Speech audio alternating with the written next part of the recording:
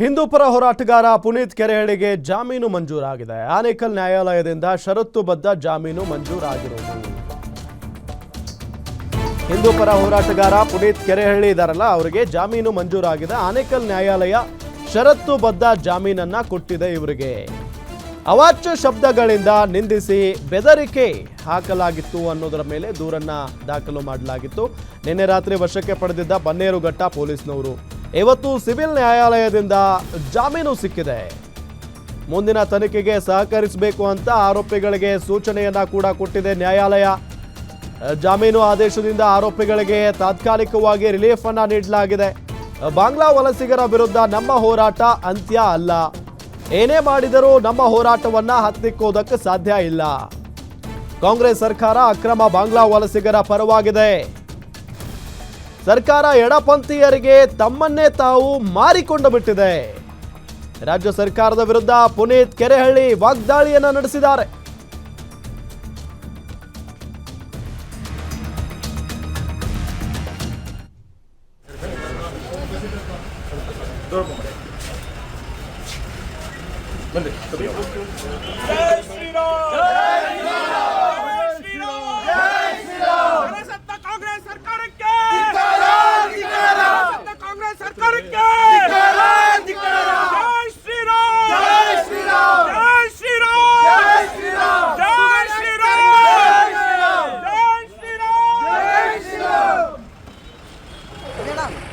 ಇವತ್ತು ಭಾರತದಲ್ಲಿ ಮತ್ತು ಕರ್ನಾಟಕದಲ್ಲಿ ಅಕ್ರಮ ಬಾಂಗ್ಲಾ ವಲಸಿಗರು ಯಾರಿದ್ದಾರೆ ಅವರನ್ನು ಪತ್ತೆ ಹಚ್ಚಿ ಪೊಲೀಸರಿಗೆ ಮಾಹಿತಿ ನೀಡುವಂಥ ಕೆಲಸವನ್ನು ನಾವು ನಮ್ಮ ತಂಡ ಮಾಡ್ತಾ ಇತ್ತು. ಆದರೆ ಇದನ್ನು ಸಹಿಸಲಾರದೆ ಎಡಪಂಥೀಯ ಸಂಘಟನೆಗಳ ಆಕ್ರೋಶ ಮತ್ತು ಅವರಿಗೆ ಬಾಗಿದಂಥ ಸರ್ಕಾರ ಅವರ ಮಾತುಗಳಿಗೆ ಬೆಲೆ ಕೊಟ್ಟು ಅವರ ಒತ್ತಡಕ್ಕೆ ಮಣಿದು ಇವತ್ತು ನಮ್ಮನ್ನು ರಾತ್ರೋರಾತ್ರಿ ಏಕಾಏಕಿ ರಾತ್ರಿ 10:30 11 ಗಂಟೆಗೆ ಬಂದು ಬಂಧನ ಮಾಡುವಂಥ ಅಗತ್ಯ ಏನಿತ್ತು? ನಮಗೆ ನೋಟಿಸ್ ಮಾಡ್ಬೋದಿತ್ತು.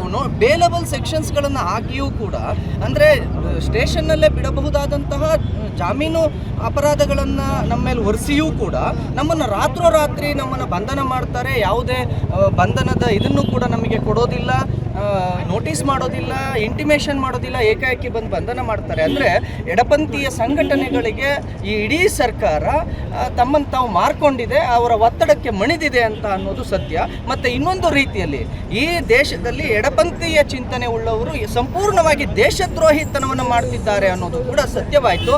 ಯಾವುದೇ ರೀತಿ ಈ ಹೋರಾಟವನ್ನು ಹತ್ತಿಕ್ಕುವಂಥ ಪ್ರಯತ್ನವನ್ನು ಯಾರ್ಯಾರು ಮಾಡ್ತಾ ಇದ್ದೀರಾ, ನಾನು ಎಲ್ರಿಗೂ ಹೇಳ್ತೀನಿ, ಅಕ್ರಮ ಬಾಂಗ್ಲಾ ವಲಸಿಗರ ವಿರುದ್ಧದ ಹೋರಾಟ ಇವತ್ತಿನಿಂದ ಆರಂಭವಾಗಿದೆಯೇ ಹೊರತು ಇವತ್ತಿಗೆ ಅಂತ್ಯ ಆಗಿಲ್ಲ.